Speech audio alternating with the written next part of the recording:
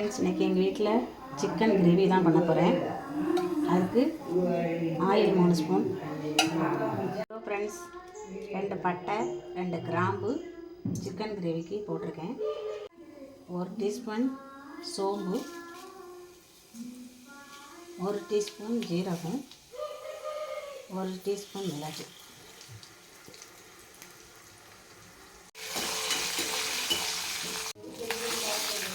கொஞ்சம் இது நல்லா பொரிஞ்சோன்னே ஒரு பச்சை மிளகாய், 5 பூண்டு பல், 2 துண்டு இஞ்சி,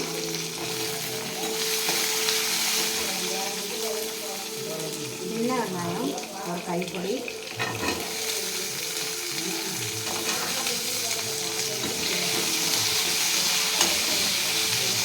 வெங்காயம் நல்லா வதங்கினதுக்கப்புறம் ஒரு 2 தக்காளி, 3/4 கிலோ சிக்கனுக்கு நான் சேர்த்துருக்கேன்.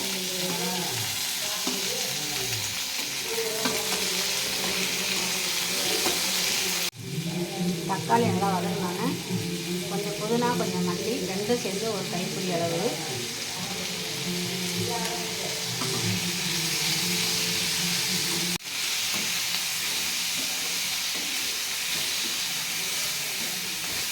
தக்காளி வதங்கினோன்னே ஒரு கைப்பிடி அளவு தேங்காய் பூ, சின்ன அரை மூடி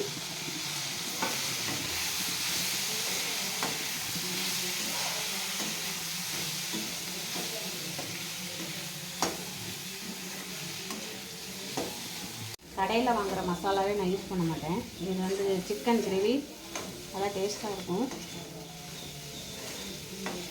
சப்பாத்திக்கும் கற்றுக்கலாம், சாதத்துலேயும் போட்டு சாப்பிடலாம்.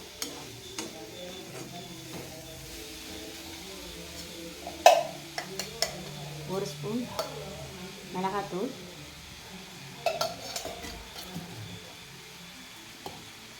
1/2 ஸ்பூன் மல்லித்தூள்,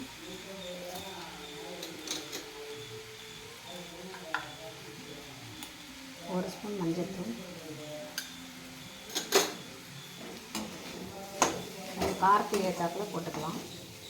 நான் கொஞ்சமாக செய்யறதுனால எல்லாம் கொஞ்சம் அந்த மிளகுலாம் சேர்த்துக்கிறதுனால காரம் இருக்கும்.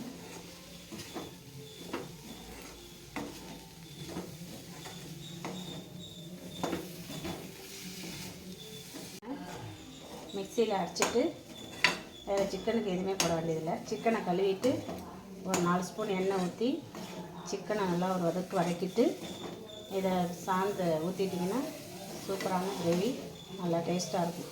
சிக்கனுக்கு ஒரு 3 ஸ்பூன் எண்ணெய் ஊற்றுறேன்.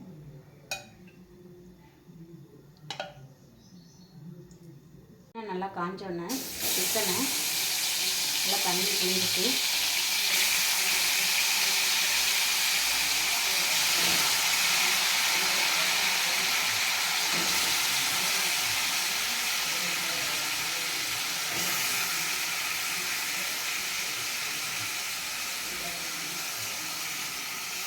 நல்லா எண்ணெயிலே 2 பருப்பு தட்டிட்டு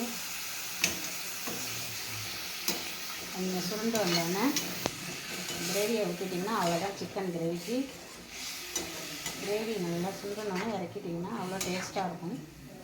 சிக்கன் நல்லா இதுமாரி கலர் மாறினோன்னே இந்த கிரேவியை அரைச்சி வச்சுக்கோங்க. நல்லா நைஸாக அரைச்சிக்கணும். நல்லா இதில் போட்டு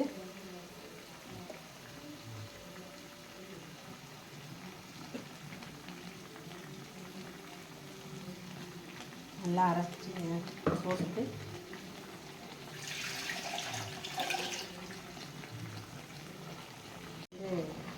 இது கிரேவிக்கு வந்து தண்ணி வந்து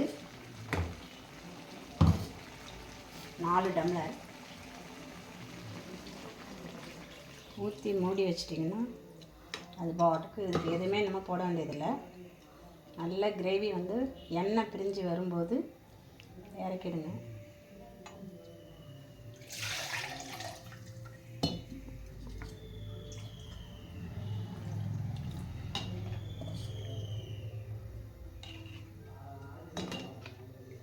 அவ்வளோதான் ஃப்ரெண்ட்ஸ்.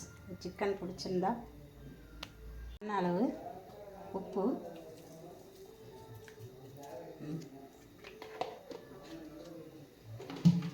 இதுதான் நான் செய்கிற கிச்சன். Chicken gravy. நல்லா மூடி வச்சிட்டிங்கன்னா நல்லா கொதித்து கிரேவி மாரி ஆகிடும். எண்ணெய் பிரிஞ்சு வரும் நம்ம ஊற்றின எண்ணெய். அப்போ நிறுத்திட்டிங்கன்னா நல்லாயிருக்கும் டேஸ்ட்டாக.